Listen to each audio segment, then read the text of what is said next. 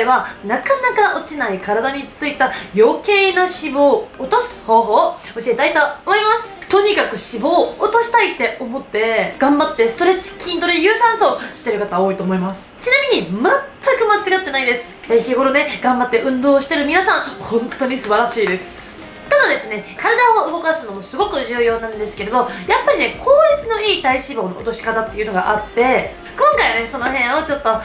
説明していこうかなって思います。世の中にはいろんな情報で回っています。なので今回は私が実際に体験したり勉強したことを一つの意見として聞いてくれたら嬉しいです。体脂肪を落とす方法を教える前によくね、間違ってしまうことがあります。体重を落とすことと体脂肪を落とすことは全然違いますよってことです。体重っていうのは、筋肉も骨も内臓も脂肪も髪の毛も必要不可欠なものも全部含めた体の重さのことです。体脂肪っていうのはシンプルに脂肪、みんなが減らしたがってるやつです。なので頑張って体脂肪を落としたいって思ってても、落ちているのは体脂肪じゃなくて筋肉だけ落ちているってことはよくあります。本来ね体重に一喜一憂するのもすごくわかるんですけど、本来の意味で皆さん痩せたいのは体脂肪の方なんじゃないかなって思います。いやでもですね、痩せたいって思うとついつい体重に一喜一憂してしまいますよね。めちゃくちゃわかります。ただね体重って結構当てにならないんですよ。でちょっと写真を見てほしいんですけど、これは私の写真です。実はとですね、この写真ほとんど体重変わらないんですよ。でも全然見た目違くないですか？なんでかって筋肉ってのは重いんですよ。太って見える方の写真は20代後半までね運動してこなかった頃の私で、痩せて見える方の写真が筋トレを始めてからの私の写真です。本当に体重は全然変わらないのに、もう周りからもスタイル良くなったね、痩せたねってめちゃくちゃ言われるようになりました。なので重要なのはですね、体脂肪を減らすことであって体重を落とすことではないんですよ。で今の話は理解できたと思うんですけど、実はというとですね、もう一個めちゃくちゃ重要なことがあります。体脂肪を測るときに体重計で体脂肪率を測ると思うんですけど、実はというとですね、これもなかなか当てにならないんですよ。ちょっとね今から話す話難しいので結果だけ覚えておいてください。体脂肪率を測るときってどうやって測るかというと、体に電気を通すんですね。筋肉っていうのは電気を通します。で脂肪は電気を通しません。それで体脂肪率を測るんですけれど、実はとですね、水分も電気を通します。要するに何が言いたいかというと、体のむくみがなくなってしまったり水分が抜けたりすると体脂肪率っていうのは上がってるように見えるんです。実際は別に体脂肪が上がったわけではないのに、計測器ではそうやって出てしまうんですね。じゃあ例えば糖質制限をしました。糖質って実はというとですね、1g につき 4g の水分を溜め込むって言われてて、意外にむくむんですよ。で糖質制限をすると一番最初に水抜けっていうのが始まります。であるあるなんですけれど、糖質制限をしたら体脂肪が上がってしまったというふうに思ってしまう人が結構いるんですね。要するに体に水分が多かったり、むくんでる方が体脂肪率っていうのは下がってるように見えるんです。例えば試しに、体が濡れた状態で測ってみてください。そうすると体脂肪率っていうのは下がって出ることがね結構多いと思います。なので案外体脂肪率計っていうのは当てにならないんですよ。なので、2週間に1回とか目安に測るのはありかなって思います。あくまでも目安として、じゃあどうやったら体脂肪が落ちたか確認すればいいんだよって思いますよね。なので自分の体のラインが出た写真をこまめに撮っておくことを、おすすめします。体脂肪率も目安としては別にありなので、本当に1週間に1度ぐらい測ることは、全然いいと思います。では前置きが長くなってしまいましたが、体脂肪を落とす効率のいい方法を3つ紹介していきたいと思います。まずは1つ目、一番大事ですよ、食事です。体作りの8割9割は食事と言われています。人間ってのは食べたもので体ができているんです。ダイエット、体作り、ボディメイクの基本は食べることから始まります。じゃあ何を食べたらいいのかってとこだと思うんですけれど、まずはですね、タンパク質です。お肉、お魚、卵、豆類とかそのあたりのことです。もう体っていうのはもう大体全てのものはタンパク質からできてると思ってください。タンパク質を抜くっていうのはもう言語両断だと思ってくださいね。でタンパク質も1日1回取ればいいわけじゃなくて、例えばタンパク質を 100g 取ったからって言って 100g 吸収されるわけじゃないんですね。大体ですね、個人差はあるんですけど、まあざっくり1回に吸収されるのは 20g ぐらいだと思ってください。最低でもその人の体重分、60キロだったら 60g 1日に摂取してほしいんですけれど、1回に 20g なので、1日に3回に分けて取る、これが大事です。で、ちょっとね、ここからまた難しい話になります。体脂肪を落とそうって思うと、糖質制限か脂質制限になってきます、大体は。人の体って糖がエネルギーになるって聞いたことありますかね。実はですね、脂質もエネルギーになるんです。ただですね、今見てくれてる皆さんのほとんどの方が、糖質をエネルギーにして、生きている方がほとんどだと思います。なのでね、糖質制限しようって思っても、あんまりうまくいかなかったり代謝が落ちてしまったり、そういう方多いと思うんですけど、そういう方はですね、圧倒的に脂質不足です。糖質制限をして、体脂肪を落としたいって思った方は、自分が思ってる以上の大量の油を取ってください。油ってめちゃくちゃカロリー高いから太るんじゃないって思うかもしれないんですけど、私ね、結構いろんな動画で言ってるんですけど、カロリーってものはちょっとね、一回忘れてほしいです。カロリーっていう概念ができたのって1920年代とか30年代とかその辺なんですけれど、昔石炭の熱量を測るのに使われてたのがカロリーメーターっていう機械があったんですね。それって要するにね、空中で火をつけた時の熱量がカロリーなんですよ。空中で火をつけたことと体の中で代謝されることって全く同じことが起こるわけじゃないんですね。まあ目安としてはカロリーは全然いいと思うんですけど、ちょっとね、この辺りも難しい話になってくるので、カロリーっていうのはそこまで気にしなくていいんだなって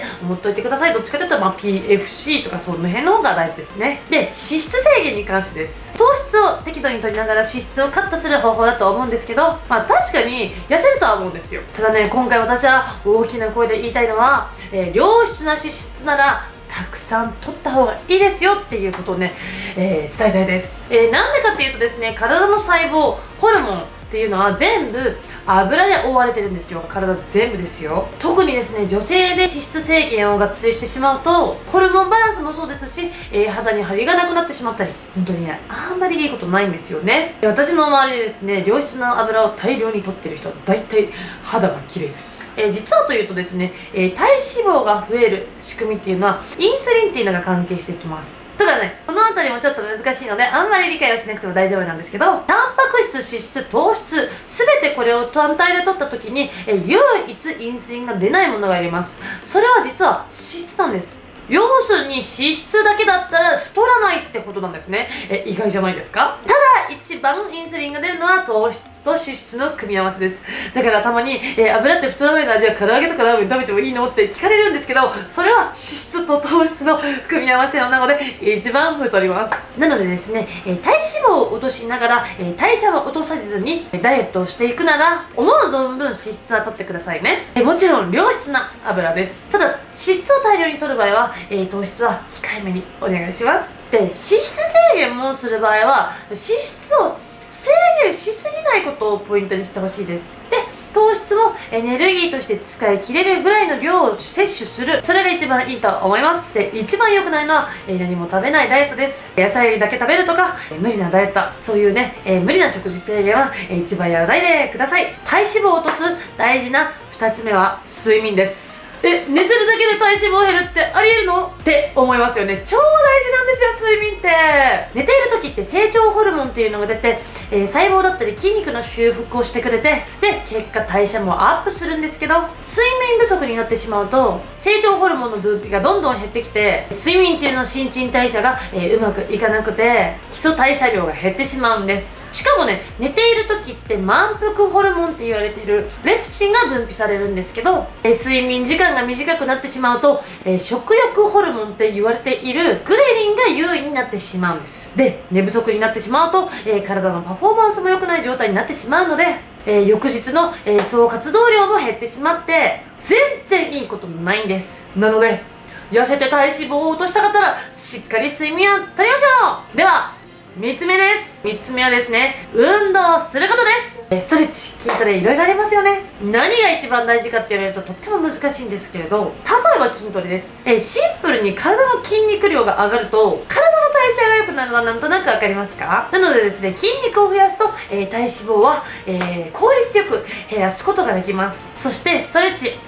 ストレッチですね、筋トレだけやってても体はカッチカチって人結構多いんですよ。ストレッチでしっかり体をほぐしてあげることによって血流は良くなって代謝は上がります。しかもですね、体の可動域が良くなるので、日常生活での活動量がすごく増えるので、結果体脂肪が落ちるってことです。日頃ね、ぐーたらストレッチっていう名前で動画を上げさせてもらってますが、動画によっては、結構ね、筋トレの要素があるものも結構あるんですよ。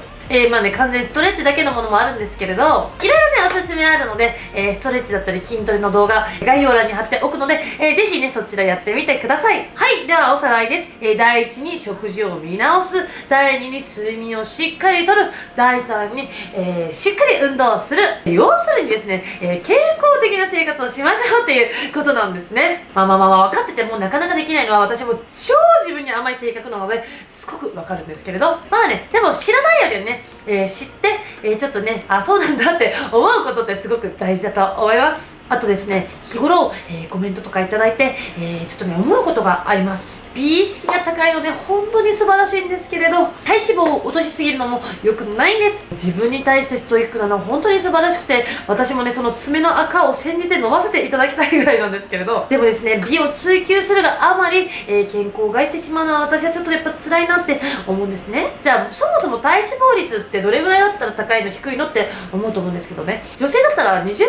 前後で全然細いです。どんなに低くても 18% とか、アスリートの方だったりとかね、大会前だったりとかしたらしょうがないと思うんですけど、むしろですね、27% とか 28% あっても健康の観点から見ても全然大丈夫です。ただちょっとね、30% とか超えてしまうと肥満気味かなーって感じですね。男性の場合は、全然女性より落としても大丈夫です。全然 10% 前後でも大丈夫です。ただ男性の場合は体脂肪 25% 前後になってしまうとちょっと肥満気味かなーっていう感じですかね。なのでですね、今回は効率よく体脂肪を落とす方法の話をしたんですけど、そもそも体脂肪多くないよっていう方も多いのでね、それもちょっと自分でね、一回確認してみてほしいなって思います。はい。ではですね、今回は体脂肪を落とすのに気をつけること3つ紹介させていただきました。今回はこの辺で以上になります。何か質問あればコメントくださいね。